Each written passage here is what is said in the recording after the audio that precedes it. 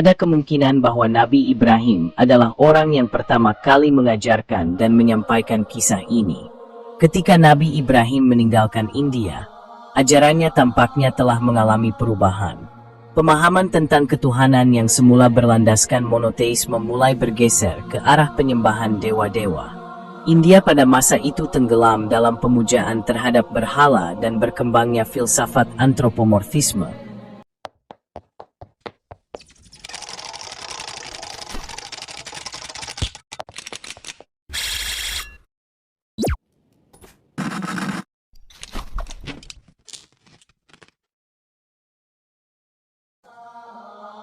Assalamualaikum warahmatullahi wabarakatuh. Sahabat beriman yang dirahmati Allah Subhanahu wa Ta'ala. Kisah Adam dan Hawa merupakan cerita tentang asal mula manusia serta pengenalan manusia terhadap Tuhan dalam ajaran agama Abrahamik. Hingga kini, belum diketahui secara pasti siapa manusia pertama yang mengisahkan tentang mereka. Namun, ada kemungkinan bahwa Nabi Ibrahim adalah orang yang pertama kali mengajarkan dan menyampaikan kisah ini.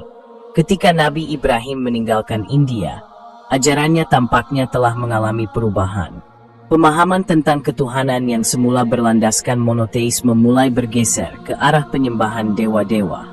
India pada masa itu tenggelam dalam pemujaan terhadap berhala dan berkembangnya filsafat antropomorfisme, yaitu keyakinan bahwa Tuhan dapat menjelma menjadi makhluk. Pergeseran ini secara drastis mengubah ajaran monoteisme yang semula murni. Selain itu, tampaknya terjadi fenomena di mana para nabi didewakan dan kisah mereka mengalami transformasi luar biasa.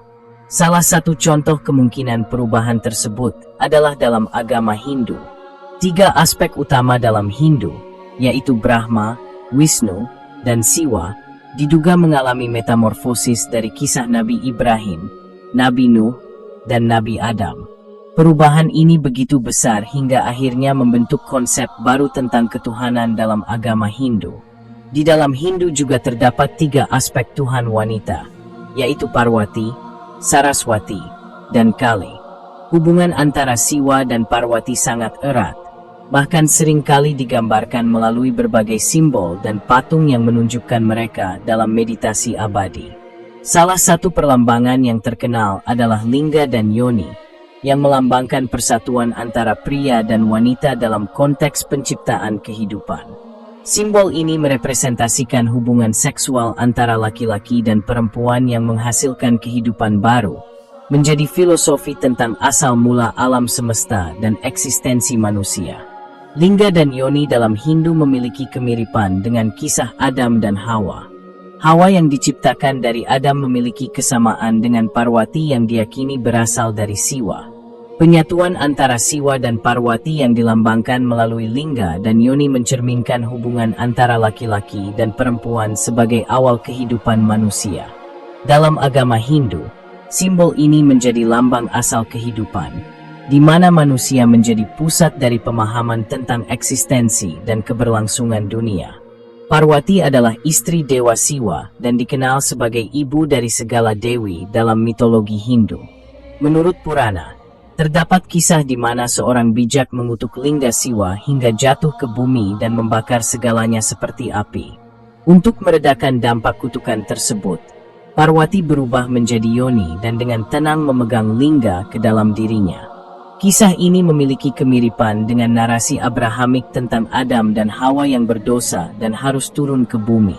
Dalam teks Padmaurana, juga diceritakan bahwa Parwati mengambil bentuk yoni untuk menerima lingga Siwa, yang sebelumnya telah dikutuk oleh seorang bijak. Salah satu indikasi yang mendekatkan kisah Siwa dan Parwati dengan Adam dan Hawa adalah keberadaan anak-anak mereka, yaitu Ganesha dan Kartikeya. Kedua anak ini memiliki peran penting dalam mitologi Hindu. Ganesha, yang juga dikenal sebagai Ganapati, adalah dewa kebijaksanaan, ilmu pengetahuan, dan keberuntungan. Ia sangat mudah dikenali karena memiliki kepala gajah yang khas. Kisah kelahiran Ganesha merupakan salah satu legenda yang paling populer dalam mitologi Hindu. Menurut salah satu versi yang paling dikenal, Dewi Parwati menciptakan Ganesha dari tanah atau pasta yang ia gunakan untuk membersihkan dirinya saat mandi. Setelah patung itu selesai, ia menghidupkannya dan menganggapnya sebagai anaknya sendiri. Suatu hari, ketika Parwati sedang mandi, ia meminta Ganesha untuk menjaga pintu dan melarang siapapun masuk.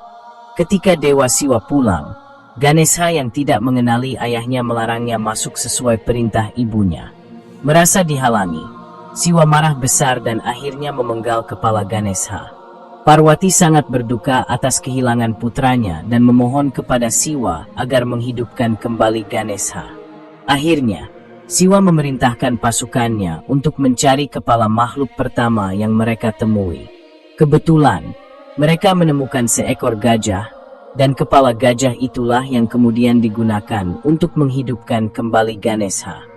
Sejak saat itu, Ganesha memiliki kepala gajah dan menjadi salah satu dewa yang paling dihormati dalam tradisi Hindu. Ganesha sering dianggap sebagai dewa yang menghilangkan segala rintangan dan selalu dipuja pertama kali dalam setiap upacara atau aktivitas penting. Kepala gajahnya melambangkan kebijaksanaan dan kemampuan berpikir besar, sementara tubuhnya yang besar mencerminkan kesabaran dan kelimpahan. Salah satu kakinya yang berada di tanah dan kaki lainnya di udara melambangkan keseimbangan antara kehidupan spiritual dan duniawi. Kisah-kisah dalam mitologi Hindu seringkali memiliki makna filosofis yang mendalam. Lingga dan yoni melambangkan kesatuan antara laki-laki dan perempuan sebagai asal mula kehidupan, sebagaimana hubungan Adam dan Hawa dalam tradisi Abrahamik. Konsep ini menyoroti pentingnya keseimbangan antara aspek maskulin dan feminin dalam penciptaan dan keberlanjutan kehidupan di dunia. Sementara Kartikeya, yang juga dikenal sebagai Murugan, Skanda, atau Subramanya, merupakan dewa perang dan pemimpin para dewa dalam mitologi Hindu. Ia banyak dipuja terutama di India bagian selatan. Menurut kisah Hindu, Kartikeya dilahirkan untuk mengalahkan iblis bernama Tarakasura. Iblis ini telah menerima anugerah dari Dewa Brahma bahwa hanya anak Dewa Siwa yang dapat membunuhnya. Pada saat itu, Siwa sedang dalam pertapaan yang mendalam setelah kematian istrinya, Sati. Keadaan ini membuat para dewa khawatir karena Tarakasura terus menyebabkan kekacauan di alam semesta. Untuk mengatasi ancaman ini, para dewa meminta bantuan Dewi Parwati, yang merupakan reinkarnasi dari Sati, agar menikahi Siwa. Setelah pernikahan mereka, Kartikeya lahir melalui proses unik yang melibatkan api ilahi dari tubuh Siwa. Api tersebut dibawa oleh angin dan akhirnya mendarat di Sungai Gangga. Kartikeya tumbuh menjadi seorang prajurit yang sangat kuat dan akhirnya memimpin para dewa dalam pertempuran melawan Tarakasura. Dengan keberaniannya, Kartikeya berhasil membunuh iblis tersebut dan membawa kedamaian kembali ke alam semesta. Dalam Hindu, Kartikeya sering digambarkan membawa tombak yang melambangkan pengetahuan dan kekuatan. Kendaraannya adalah seekor merak yang melambangkan kehancuran ego dan kejahatan. Wajahnya yang tampan dan tubuhnya yang kuat mencerminkan keberanian serta kekuatan seorang prajurit sejati. Meskipun bersaudara, Kartikeya dan Ganesha memiliki sifat yang sangat berbeda. Ganesha dikenal karena kebijaksanaan dan sifatnya yang penuh kasih, sementara Kartikeya dikenal sebagai prajurit gagah berani yang selalu siap berperang melawan kejahatan. Dalam salah satu cerita terkenal, terdapat persaingan antara Ganesha dan Kartikeya. Suatu hari, Dewa Siwa dan Dewi Parwati mengadakan perlombaan di antara kedua putra mereka. Tantangan yang diberikan adalah berkeliling dunia, dan siapa yang pertama kali menyelesaikan perlombaan akan memenangkan hadiah istimewa. Kartikeya, yang berjiwa prajurit dan memiliki semangat petualang, segera melompat ke atas tunggangan meraknya dan terbang mengelilingi dunia dengan kecepatan tinggi. Sementara itu, Ganesha, yang memiliki kepala gajah dan tubuh yang berat, menyadari bahwa ia tidak dapat bersaing dalam hal kecepatan. Namun, dengan kecerdasannya, ia menemukan cara lain untuk memenangkan perlombaan. Ia mengelilingi kedua orang tuanya, Siwa dan Parwati, seraya berkata bahwa bagi dirinya, orang tua adalah dunia itu sendiri. Karena kebijaksanaannya, Ganesha dinyatakan sebagai pemenang perlombaan tersebut. Persamaan antara Ganesha dan Kartikeya dengan anak-anak Nabi Adam, yaitu Habil dan Qabil, dapat dilihat dari beberapa sudut pandang tematik dan moralitas dalam cerita mereka. Meskipun berasal dari tradisi yang berbeda, ada beberapa kesamaan dalam tema yang diangkat dalam kedua kisah tersebut. Kedua cerita menyoroti dinamika hubungan antara saudara, yang seringkali diwarnai oleh persaingan, tanggung jawab, serta perbedaan karakter. Qabil merasa cemburu terhadap Habil karena persembahan kurbannya lebih diterima oleh Allah. Kecemburuan tersebut mendorongnya untuk membunuh saudaranya sendiri, yang mencerminkan konflik internal manusia terhadap ego dan iri hati. Kedua kisah ini juga menyoroti pentingnya ketaatan kepada orang tua atau Tuhan, serta bagaimana perbedaan karakter antar saudara dapat mempengaruhi tindakan dan pilihan hidup mereka. Menurut sumber-sumber Islam yang syahih, Nabi Adam adalah manusia pertama sekaligus nabi pertama di muka bumi. Adam diciptakan dari tanah liat yang dibentuk seperti patung. Kemudian Allah meniupkan ruh ke dalamnya. Setelah itu Siti Hawa diciptakan. Sebagian ulama berpendapat bahwa Hawa diciptakan dari salah satu tulang rusuk Adam, sementara pendapat lain menyatakan bahwa ia diciptakan secara mandiri. Adam dan Hawa hidup di surga dengan penuh kedamaian serta menikmati segala nikmat yang diberikan oleh Allah. Namun, mereka dilarang untuk memakan buah dari satu pohon tertentu sebagai bentuk ujian. Setan berhasil membujuk mereka untuk melanggar larangan tersebut. Setelah menyadari kesalahannya, Adam dan Hawa segera bertaubat, dan Allah menerima taubat mereka. Meskipun demikian, mereka tetap diperintahkan turun ke bumi sebagai konsekuensi dari pelanggaran yang mereka lakukan. Beberapa riwayat menyebutkan bahwa Nabi Adam pertama kali menginjakkan kaki di tanah India, tepatnya di Sri Lanka, sementara Hawa diturunkan di Jeddah. Adam kemudian mencari Hawa hingga akhirnya mereka bertemu di wilayah Arab Saudi. Tempat pertemuan mereka disebut Musdalifah, dan lokasi berkumpulnya dinamakan Jam'ah. Selain dalam Islam, kisah tentang manusia pertama juga ditemukan dalam kitab suci Hindu dengan nama yang berbeda.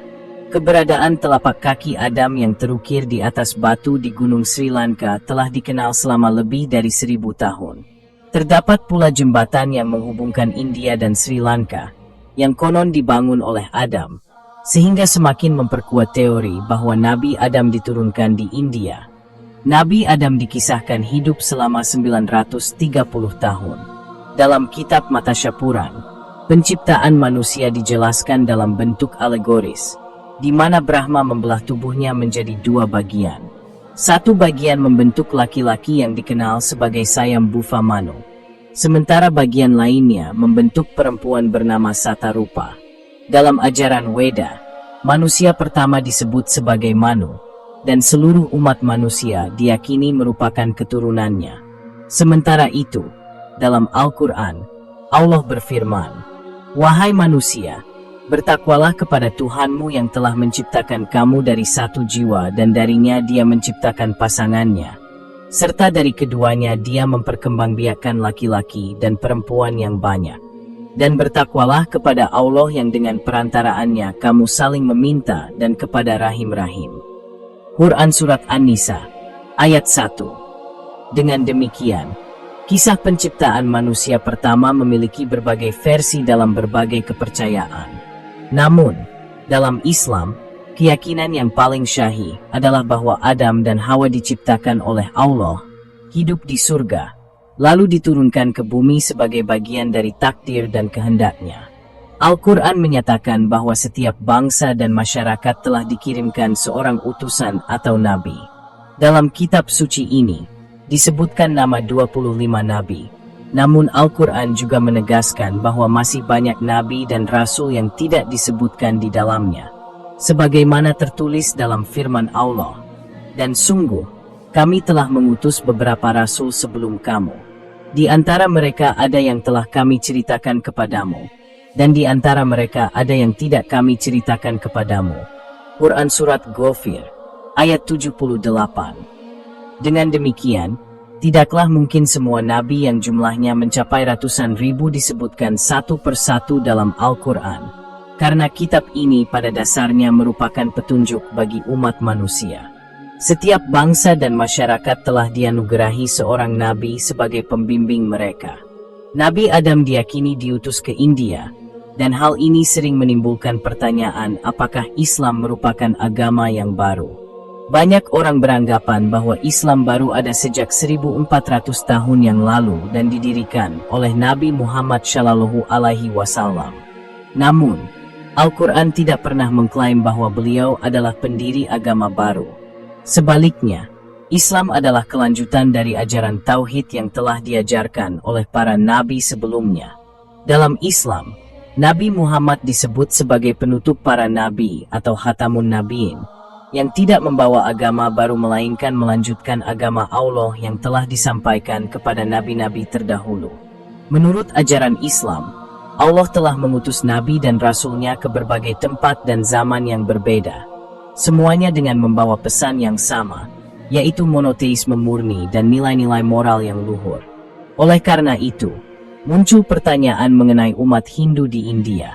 Apakah mereka juga memiliki nabi yang diutus kepada mereka?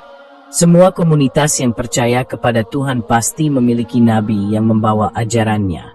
Namun, banyak di antara mereka yang mungkin tidak menyadari keberadaan nabi tersebut, atau ajarannya telah bercampur dengan tradisi dan mitologi. Dalam kepercayaan Hindu, kitab suci Weda dianggap sebagai firman Tuhan. Meskipun banyak penganut Hindu yang mencintai tokoh-tokoh seperti Rama dan Krishna, Weda sendiri tidak secara eksplisit menyebutkan bahwa wahyu tersebut diberikan kepada salah satu dari mereka.